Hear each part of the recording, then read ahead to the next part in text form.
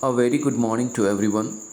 Today's editorial highlights how America's failure to ban on guns has claimed lives of its innocent citizens. It is not for the first time that America is facing this kind of problem. Actually, before we come to this editorial, you must try to understand all the scenario that we are going to discuss in this very editorial. Means you should have a brief introduction to this very editorial. Actually, in a school in America, open fire was observed, and a man shot dead at least 19 children and 2 adults including a teacher. America में एक दुर्दांत या दुखद घटना घटी जिसमें एक आदमी ने एक ओपन फायर में 19 लोगों की जान ले ली, जिसमें 2 एडल्ट्स भी शामिल हैं और एक टीचर भी शामिल है। अब ऐसी घटनाएं अमेरिका में पहली बार नहीं हो रही हैं, एक कई बार ऐसी घटनाएं घट चुकी हैं वहाँ पे, और हर बार वहाँ पे कहा जाता है कि बैन लगाया जाए वेपन्स पे, बट ऐसा कुछ होता नहीं है। वहाँ है क्या कि कोई भी आदमी आसानी से लाइसेंस ले सकता है गन का, जैसे कि हमारे देश में इस काफ़ी मशक्क़त के बाद भी नहीं मिलती है, लेकिन वहाँ पे इजीली अवेलेबल होता है। हर परिवार में कम से कम 1 या 2 ले लेते हैं लोग, जिसकी वजह से थोड़ा सा आउटरेज होने की वजह से, थोड़ा सा गुस्सा होने की वजह से ऐसी घटनाएं घट जाती हैं। तो हम लोग इसी चीज़ का इवैल्यूएशन करेंगे अमेरिका के बारे में और समझेंगे क्या क्या मामला है। तो आप देख लीजिए यहाँ पे लिखा हुआ है अनएंडिंग ट्रेजेडी, यानी वो ऐसी ट्रेजेडी, आपदा, दुख, दर्द, कठिनाई जो कि ख़त्म होने का नाम ही नहीं ले रही है। यानी अनएंडिंग मतलब लगातार चलने वाला, बिना समाप्त हुए। किसके बारे में बात हो रही है? जैसा कि आपको पता है, on US school shootings and gun control debate. 2 चीज़ें हैं, एक तो यूएस में स्कूल में अक्सर शूटिंग्स हो रही हैं। शूटिंग्स का मतलब वो गेम वाली शूटिंग नहीं, यहाँ पे शूटिंग्स का मतलब होता है गोली मार करके हत्या कर दी जा रही है। दूसरी तरफ गन को कंट्रोल को लेकर के, यानी गन को कैसे कंट्रोल कर लिया जाए, यानी कैसे इस पर बैन लगाया जाए, उसको लेकर के डिबेट चल रहा है, बात विवाद चल रहा है। तो वाद विवाद चल रहा है एक तरफ, दूसरी तरफ वहाँ पे शूटिंग्स अक्सर देखने को मिलते हैं। आगे देखते हैं करना क्या चाहिए यूएस को। The US, the most powerful country know well, must impose a ban on assault weapons. US को क्या करना चाहिए कि इस पे बैन लगाना चाहिए। किस पे? असॉल्ट वेपन्स पे। वैसे वेपन्स जिसके सहारे आप हमला करते हैं उसको बोलते हैं assault weapons. And expand checks for gun ownership. और ये जो चेक करने का जो इसका पैमाना है, किसी को गन ओनरशिप देने से पहले, यानी किसी को गन का मालिक बनाने से पहले आपको उसकी अच्छी तरह से जांच करनी चाहिए, किस बैकग्राउंड का है, क्या उसकी सोच है, और कड़े चेक करने के बाद इसके दायरा को बढ़ाने की ज़रूरत है, और उसके बाद ही उसको ऑनरशिप देने की ज़रूरत है। तो ऐसे में पहली चीज़ तो आपको करना क्या है कि असॉल्ट वेपन्स, जितने भी हमला करने वाले जो हथियार हैं, उसके ऊपर बैन लगाना चाहिए। और जो गन आप इशू करते हैं किसी भी फैमिली को, किसी भी व्यक्ति को, तो उसके पहले जो चेक करने का आपका दायरा है उसको थोड़ा एक्सपैंड यानी फैलाना चाहिए। आगे पढ़ते हैं। The US once again faced the grim consequences of its unwillingness to tackle gun violence at its source when a man shot dead at least 19 children and 2 adults including a teacher। कह रहा है कि The US once again faced the grim consequences। Grim का मतलब होता है serious, consequences का मतलब होता है परिणाम। यानी यूएस ने फिर से एक बार फेस मतलब सामना किया है एक गंभीर परिणाम, जो कहाँ से आया है? Of its unwillingness to tackle. ये किसकी वजह से हुआ है? जो इसकी अनविलिंगनेस है, मतलब अनिच्छा है, टैकल करना, उसको सामना करना, कंट्रोल करना गन वायलेंस को। यानी यूएस के अनिच्छा की वजह से, अनिच्छा में क्या कहा गया कि जो वायलेंस, गन के द्वारा जो वायलेंस होता है उसको टैकल करने की अनिच्छा की वजह से एक बार फिर से यूएस ने एक सीरियस कॉन्सिक्वेंसेस झेला है। और इसमें हुआ क्या है कि एक आदमी ने 19 बच्चों की हत्या कर दी। 19 चिल्ड्रन एंड 2 एडल्ट्स उसमें हैं, और एक जो है टीचर की हत्या हो गई। यानी यूएस के unwillingness to tackle gun violence का परिणाम है कि एक आदमी 19 बच्चों की, 2 एडल्ट्स की और एक टीचर की हत्या कर दिया। कहाँ ये घटना घटी है? At an elementary school. Elementary का मतलब 8 तक जहाँ पे पढ़ाई होती है एलिमेंट्री स्कूल कहलाता है। इन उवाल्डे टेक्सास। उवाल्डे शहर का नाम है, टेक्सास के अंदर कर आता होगा। The shooting marks the worst such attack in the US. ये जो शूटिंग हुई ये दर्शाता है कि एक तरह का एक वर्स्ट अटैक है, सबसे बुरा अटैक है यूएस में। Since the majority Stoneman Douglas high school attack in 2018। 2018 में सेम तरह का अटैक हुआ था जिसमें स्टोनमैन डॉगल्स हाई स्कूल में हुआ था 2018 में।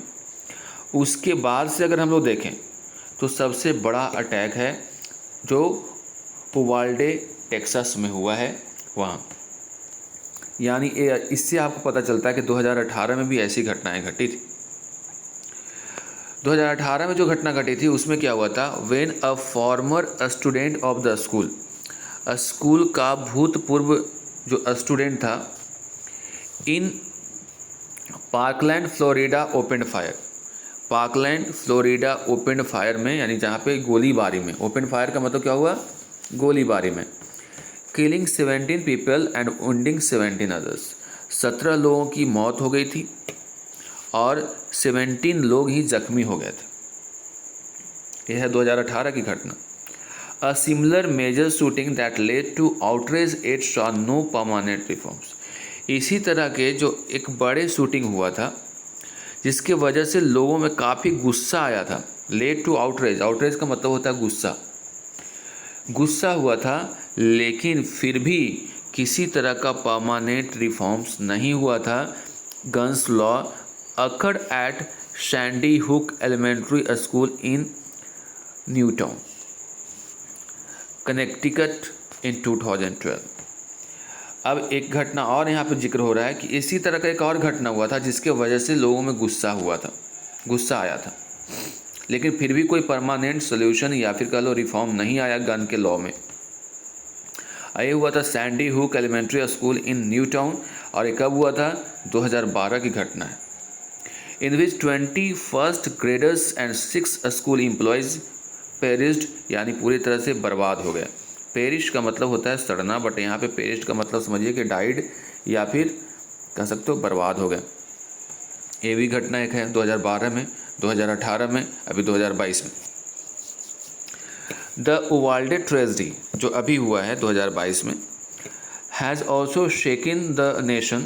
इसने भी पूरे देश को हिला करके रख दिया है। शेक मतलब हिलना। Shaken the nation for it comes scarcely 10 days after a shooting at a supermarket store in Buffalo, New York। ये जो घटना घटी है उवाल्डे में, ये जो ट्रेजेडी है पूरे देश को हिला करके रख दिया है, क्योंकि एक इसी तरह की घटना 10 दिन पहले घटी थी, और ये जो घटना कहाँ घटी थी? सुपरमार्केट में, जो कि बफेलो न्यूयॉर्क की जगह है वहाँ पे। Which officers describe as a racist hate crime, जिसको वहाँ के अधिकारियों ने डिस्क्राइब किया गया है कि जो रेसिस्ट है, रेसिस्ट का मतलब होता है वहाँ पे गोरे काले का जो चलता है रेसिज्म, जो हेट क्राइम की वजह से जिसमें 10 लोगों की मौत हो गई। Overall there have been at least 26 school shootings in 2022 alone. सोचो, ओवरऑल अगर हम लोग बात करें तो 2022 में ही 26 स्कूल में शूटिंग्स हो चुका है अकेले 2022 में, एंड एटलीस्ट 118 इंसिडेंट्स सिंस 2018। 2018 से अगर हम लोग आंकड़े को देखें तो 118 ऐसी घटनाएं घट चुकी हैं अकॉर्डिंग टू रिपोर्ट्स। उस रिपोर्ट के अनुसार that have tracked this statistics over the past 4 years। उस रिपोर्ट के अनुसार जिसने ट्रैक मतलब उसका रिकॉर्ड रखा है, एक संख्यात्मक रिकॉर्ड रखा है ओवर पास्ट 4 ईयर्स। यानी जो आंकड़ा रखने वाला जो संस्था है उसके अनुसार 26 ऐसे स्कूल हैं जो कि 2022 में इससे प्रभावित हुए हैं जहाँ पे शूटिंग्स हुई हैं, और 2018 से इसका आंकड़ा अगर देखें तो it is 118 incidents. Last year witness 34 school shootings. अगर हम लोग पिछले साल की बात करें, इस साल तो अभी 2022 चल ही रहा है जिसमें अभी तक 26 हो चुका है, बट पिछले साल की बात करें तो 34 स्कूल शूटिंग्स हुई हैं वहाँ पे। The highest number during this period, जो कि हाईएस्ट नंबर है अभी तक के पीरियड का। देयर वर 24 इंसिडेंट्स इन 2019। 24 की अगर बात 2019 की बात करें तो 24 इंसिडेंट्स हुए थे, एंड 2018 10 इन 2020। यानी ये सारी बताया गया है, आंकड़ा दिया गया है कि कब कितना हुआ था। अब इसके बाद ये तो आंकड़ा हमारे पास आ गया कि 26, 34, 24, 10। अब जो है एड्रेसिंग नेशन, अब ये घटना घट गई तब देश को एड्रेस करते हुए आफ्टर द वाल्डे अटैक के बाद पूरे देश को संबोधित करते हुए US president Joe Biden made an urgent plea for common sense gun control reform. उन्होंने आग्रह किया, आह्वान किया कि एक common sense gun control reform होना चाहिए। एक कहते हुए, सेइंग मतलब कहते हुए, क्या कहते हुए कि when in God's name are we going to stand up to the gun lobby. कब हम लोग भगवान के नाम पे जो गन की लॉबी है, लॉबी का मतलब क्या होता है? लॉबी मतलब एक तरह से कहते हैं कि किसी चीज़ को सपोर्ट करना। तो जो कब हम लोग खड़े होने जा रहे हैं इस मामले में, ऐसा कह सकते हैं। एग्जैक्ट वर्ड तो नहीं समझ में आएगा, लेकिन क्या कहना है, उनका कहना ये है कि हम लोग कब इसके खिलाफ खड़े होने वाले हैं, यानी इसके सपोर्ट में, मतलब एक गन के अगेंस्ट में जो एक लॉबी बन रही है उसके खिलाफ हम लोग कब खड़े होने वाले हैं, या ऐसा कुछ सेंस आएगा। आई एम सिक, मैं थक गया हूँ। I am tired of it, मैं ऊब गया हूँ। सिक मतलब होता है ऊब जाना, टायर्ड मतलब थक जाना। मैं ऊब गया हूँ और मैं थक चुका हूँ। वी हैव टू एक्ट, हम लोगों को कुछ करना होगा। These kinds of mass shootings rarely happen elsewhere in the world. इस तरह के बड़े पैमाने पर शूटिंग्स शायद ही किसी देश के कोने में होता होगा, इस विश्व में होता होगा। It's time to turn this pain into action. ये जो दर्द है उसको एक्शन में बदलने की ज़रूरत है। ये है स्टेटमेंट जो बाइडेन का जब ऐसी घटना घटी उसके बाद। 8 फिर भी it would be unrealistic to hope for meaningful change in the US view on the second amendment. फिर भी इतना कहने के बावजूद भी जो बाइडेन का ये राइटर जो हैं उनको विश्वास है कि अनरियलिस्टिक चेंज होगा, मतलब उतना कोई नहीं, ये अनरियलिस्टिक है, बेकार है सोचना कि एक किसी प्रकार का मीनिंगफुल चेंज होगा यूएस के व्यू में। Which assures citizens of the right to bear arms. यानी जो सेकेंड अमेंडमेंट है उसके तहत क्या होता है कि इस आश्वस्त करता है, आश्वासन देता है वहाँ के सिटीजन्स को, अधिकार देता है कि आप आर्म्स मतलब हथियार रख सकते हैं। सेवरल प्रेसिडेंट्स मोस्टली डेमोक्रेट्स, कई प्रेसिडेंट्स आए खास करके डेमोक्रेट्स से, जिसमें अभी जो बाइडेन भी हैं, have tried and failed to get even basic gun control laws pass through the Congress. कई प्रेसिडेंट जिसमें खास करके डेमोक्रेट्स के हैं, उन्हें ट्राई किया फिर भी वो फेल कर गए कि एक कॉमन थोड़ा सा भी basic gun control bill pass करवा लें। वहाँ के संसद भवन को कांग्रेस कहा जाता है। तो कांग्रेस यानी संसद भवन से इसके अगेंस्ट में कोई बिल पास करवा लें, ऐसा करने में वहाँ के जितने भी प्रेसिडेंट्स हुए वो फेल कर गए। Former president Barack Obama for example came away frustrated after Capitol Hill rejected no fewer than 17 attempts by his White House to bring common sense gun control to the floor of Congress। सबसे ज़्यादा अगर इसमें कोई ताकत लगाया दो थे, Barack Obama जो कि फॉर्मर प्रेसिडेंट थे ट्रंप से पहले, और उन्होंने एक एग्जाम्पल के तौर पर दिखा गया है कि वो भी आदमी जो वहाँ के प्रेसिडेंट है वो भी फ्रस्ट्रेटेड होकर के लौटा। कैपिटल हिल रिजेक्टेड, यानी कैपिटल हिल जो है वो है संसद भवन वहाँ का, यानी जो कांग्रेस है उस एरिया को कहते, उसने रिजेक्ट कर दिया 17 अटेम्प्ट, 17 बार उनके द्वारा कोशिश की गई थी वाइट हाउस की तरफ से, 17 बार टाइम्स अप्रोच किया गया था, 17 अटेम्प्ट्स बनाया था कि कॉमन सेंस गन कंट्रोल को लेकर के किसी प्रकार का कोई बात बन जाए, लेकिन वहाँ के फ्लोर पे इसको रिजेक्ट कर दिया गया, यानी कांग्रेस यानी वहाँ के संसद भवन में ये टिक नहीं पाए। While conservative law makers seek to score political points, वहाँ के जो कंजर्वेटिव हैं यानी जो रूढ़िवादी सोच के आदमी हैं, पुरानी सोच के आदमी हैं, वो ट्राई कर रहे हैं कि इससे पॉलिटिकल पॉइंट्स लिया जाए by fiercely defending the constitutional right to bear arms, ये डिफेंड करते हुए कि एक कॉन्स्टिट्यूशनल राइट है आर्म्स रखने का।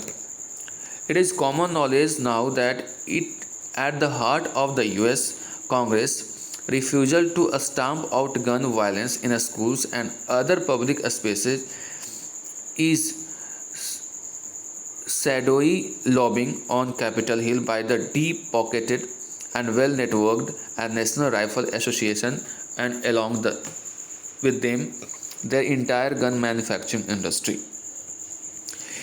अब देखिए वहाँ पे अब सोचने वाली बात है कि वहाँ के प्रेसिडेंट के द्वारा 17 बार अप्रोच किया गया, और भी जो प्रेसिडेंट्स आए वो भी इसको बंद करना चाहते हैं, लेकिन फिर भी ये क्यों नहीं हो पा रहा है, तो एक कॉमन नॉलेज की बात है। अब ये है कि वहाँ पे जो वायलेंस हो रहा है स्कूल में, वहाँ पे जो पब्लिक स्पेसेस में ये सारी चीज़ें हो रही हैं, तो इसके पीछे एक लॉबिंग है। लॉबिंग का मतलब होता है कि इसमें मिली भगत कह सकते हो, या फिर एक लोगों को, एक पर्टिकुलर टाइप ऑफ लोगों को इकट्ठा करना हो सकते हो, यानी किसी भी चीज़ के फेवर या अगेंस्ट में जब आप खड़े हो जाते हैं, दैट इज़ कॉल्ड लॉबिंग। तो एक प्रकार का लॉबिंग है कैपिटल हिल के आसपास, किसका, कि जो डीप पॉकेटेड है, यानी जिनके पास अच्छा खासा पैसा है, well network national rifle association. अब देखिए अगर राइफल एसोसिएशन भी रहेगा इसमें, क्योंकि उसको भी इससे फ़ायदा होता है, और जितने भी गन मैन्युफैक्चर करने वाले इंडस्ट्रीज़ हैं उसको भी इससे फ़ायदा होता है, तो उस लॉबी में वो भी शामिल हैं। यानी कांग्रेस जो वहाँ के संसद भवन में बात पास इसलिए नहीं हो पा रहा है कि वहाँ पे जो पैसे वाले लोग हैं, राइफल एसोसिएशन के लोग हैं, या फिर वैसे लोग जो मैन्युफैक्चर कर रहे हैं, इंडस्ट्री चला रहे हैं गन का, उनको उनकी एक लॉबी बनी हुई है, और वो ये नहीं चाहते हैं कि ऐसा जो कानून रद्द हो जिससे उनका नुकसान हो। If Mr. Biden genuinely wishes to clamp down on this violence, अगर बाइडेन सही मायने में चाहते हैं कि इस तरह की जो घटनाएं हैं, हिंसा है, वो बंद हो जाए, कम हो जाए, which has ripped into America's soul, जिसने अमेरिका के जो दिल है, आत्मा है, उसको तोड़ दिया है। रिप्ड का मतलब क्या होता है, एकदम तोड़ मरोड़ देना, जो कि पूरी तरह से टॉर्न कर दिया है, तोड़ मरोड़ दिया है। फॉर सेवरल जनरेशन नाउ, कई जनरेशन्स के लिए अभी तक, he may have no choice but to follow in Mr Obama's steps, उनके पास और कोई चारा नहीं है एक्सेप्ट, बट का मतलब यहाँ पे क्या है, except to follow Mr Obama's step, Obama के कदम पे चले, and use his presidential power, और अपने प्रेसिडेंशियल पावर का इस्तेमाल करें, of executive actions to enforce gun control measures, यानी अपने जो राष्ट्रपति के पावर का इस्तेमाल करते हुए वो इन्फोर्स कर सकते हैं, लागू कर सकते हैं, यानी किसी पे गन कंट्रोल मेजर्स को ला सकते हैं।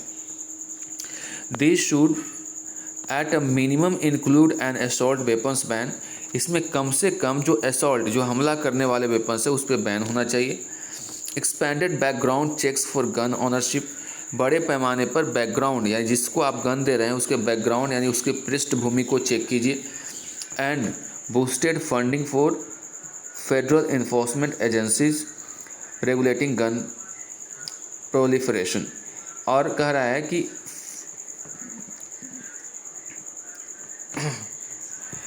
वैसे एजेंसीज के लिए जो कि गन को रेगुलेट कर रहे हैं, उस फेडरल इन्फोर्समेंट एजेंसीज को क्या करना चाहिए, बूस्ट फंडिंग यानी फंड और उसको मुहैया कराना चाहिए। प्रोलिफरेशन का मतलब होता है द नंबर ऑफ नहीं कही, अ नंबर ऑफ कही, मेनी के सेंस में। संख्या जो वृद्धि होती है, ग्रो होता है, उसको बोलते हैं प्रोलिफरेशन। यानी वैसे फेडरल इन्फोर्समेंट एजेंसी जो रेगुलेट करती है गन के संख्या की वृद्धि को, उसको क्या करना चाहिए, बूस्ट करना चाहिए फंड दे करके सरकार को। यानी जो कंट्रोल करने में लगा हुआ है उसको और फंड मुहैया करवाइए। आई थिंक आपको एडिटोरियल समझ में आ गया होगा। अब हम लोग देख लेते हैं कॉमन एरर्स को। तो फर्स्ट कॉमन एरर आप देख सकते हैं, these kinds of a mass shootings rarely happen elsewhere in the world. यही आपका पहला कॉमन एरर है। आशा है आप बना पाएंगे इसको। एक बार फिर से पढ़ लीजिए। These kinds of a mass shootings rarely happen elsewhere in the world and the correct answer is these kinds of. You must remember a rule: after a kind of, sort of, type of, we don't use article. After type of, kind of, a sort of, SORT, sort of, we don't use any article. First thing is that after kind of we don't use article, hence a will not be used. यहाँ पे अ का इस्तेमाल नहीं किया जाएगा। दूसरी बात यह है कि आप थोड़ा कॉमन सेंस लगा सकते थे। मास शूटिंग्स है, जब शूटिंग्स है तो एक तो है नहीं, और जब एक नहीं है तो आर्टिकल यहाँ पे नहीं लग पाएगा। ठीक है, आगे बढ़ा जाए। It would be unrealistic to hope of meaningful change in the US view on the Second Amendment, which assures citizens of the right to bear arms। यहाँ पे एरर देखना है। देखिए, होप के साथ आपको याद रखना है, होप अगर वर्ब की तरह यूज हो रहा है तो होप फॉर होता है। इन होप ऑफ यानी नाउन की तरह जब यूज होगा तो ऑफ लगाते हैं। यहाँ पे चूँकि 2 आ रहा है, 2 + V1 होता है। अब वर्ब की तरह यूज़ हो रहा है तो ऑफ नहीं, फोर होगा, FOR, फॉर हो जाएगा। तो होप जब वर्ब है तो फोर, नाउन है तो ऑफ। चलिए, आज के लिए बस इतना ही। मिलते हैं अगले एडिटोरियल।